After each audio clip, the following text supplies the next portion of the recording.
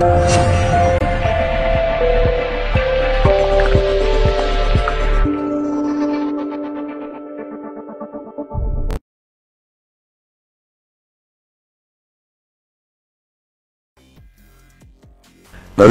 आज की इस वीडियो में मैं जो नुस्खा बताने जा रहा हूँ, वे जितने भी व्यूअर्स हैं दुबई से हैं, सऊदीया से हैं, किसी भी मुल्क में मौजूद हैं, अगर आपको ये चीज़ आसानी के साथ वहाँ मिल जाती है, बहुत सारे ममालिक में ये मौजूद भी है, तो आप इसे खरीद सकते हैं और इस्तेमाल कर सकते हैं। लेकिन इसको आपने उतना इस्तेमाल करना है जितना आप इसको हजम कर सकें, क्योंकि ये बहुत ही लाजवाब कुदरती एक तोहफा है बराए सख्ती नफ्स के लिए। क्योंकि वीडियो का अनुमान भी इस वक्त आपकी स्क्रीन पे आ रहा है कि सिर्फ एक चीज नफ्स इतना सख्त कि संभाला ना जाए, तो ढीले नफ्स को भी पत्थर जैसा सख्त कर दे। सिर्फ चंद रोज इसके इस्तेमाल करके आप इसका रिजल्ट देख सकते हैं, आजमा सकते हैं। बहुत ही पुरानी, बहुत ही आजमूदा टिप भी समझें, इसको नुस्खा भी समझें, आज आपकी खिदमत में पेश करने के लिए जा रहा हूं। तो उम्मीद करूंगा जितने भी मेरे व्यूअर्स हैं उनको अच्छा लगेगा। तो बाहर के जितने भी व्यूअर्स हैं उनकी आसानी के लिए मैंने इसका नाम इंग्लिश में भी और तस्वीर भी आया कर दी है, जो कि वीडियो के अगले हिस्से में बताऊंगा। तो जिन अफराद का या जिन अफराद को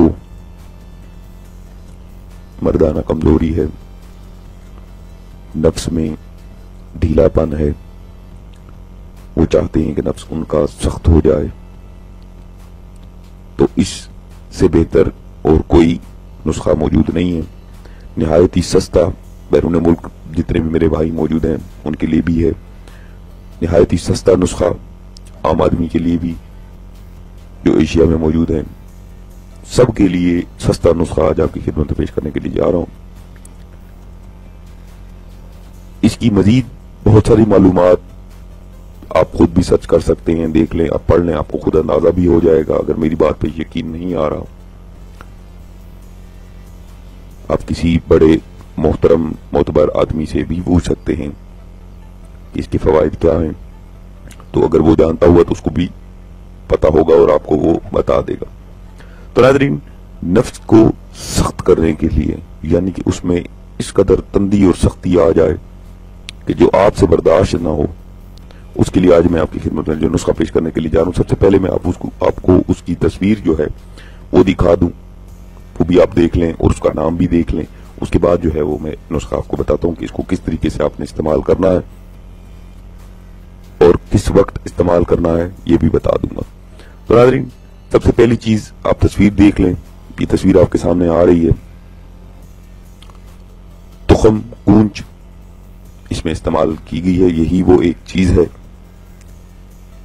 जिसको मैं आपकी खिदमत में पेश कर रहा हूं। आप तस्वीर देख लें, इंग्लिश में नाम भी ये नीचे आ रहा है, आप इसको देख लें। सफेद रंग के बीज होते हैं, ये आपने ले लेने हैं।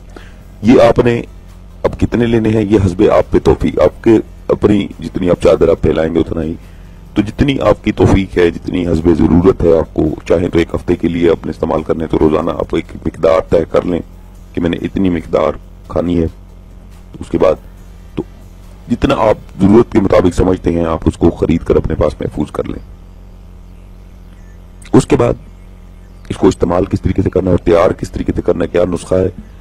नुस्खा ये है कि इस तुखम कूंच को आपने कूट कर बारीक पीस लेना है।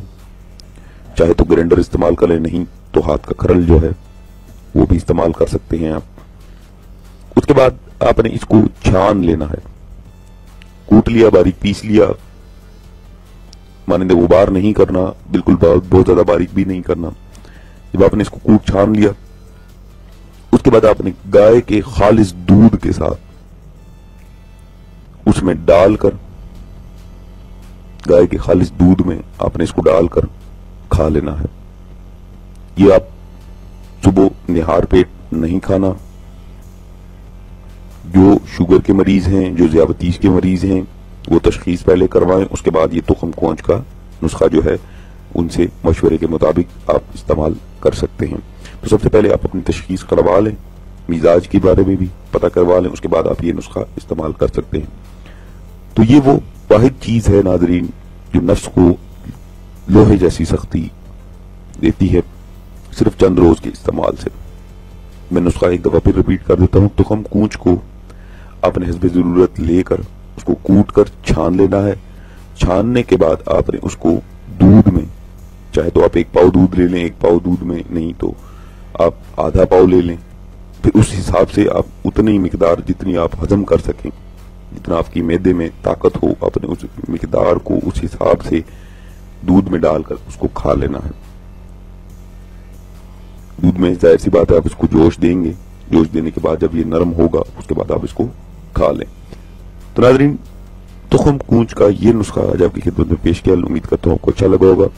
مقدار خوراک میں نے بتایا کہ جتنے آپ ہضم کر سکتے ہیں آپ اتنی مقدار اس میں دودھ کے ساتھ ڈال کر کھا لیں، چاہیں تو رات کو کھانا کھانے کے بعد جب سونے لگے تب کھا لیں، چاہے تو آپ دن میں کسی بھی وقت آپ اس کو استعمال کر سکتے ہیں، لیکن شرط یہ ہے کہ اس کو آپ نے کوٹ کر چھان کر پھر دودھ میں ڈال کر پھر کھانا ہے، تبھی یہ آپ کو اثر اپنا دکھائے گا، ادروائز جس طرح میں بتا رہا ہوں اگر آپ نے اس طرح نہیں کیا تو پھر اس کا کوئی فائدہ نہیں ہے۔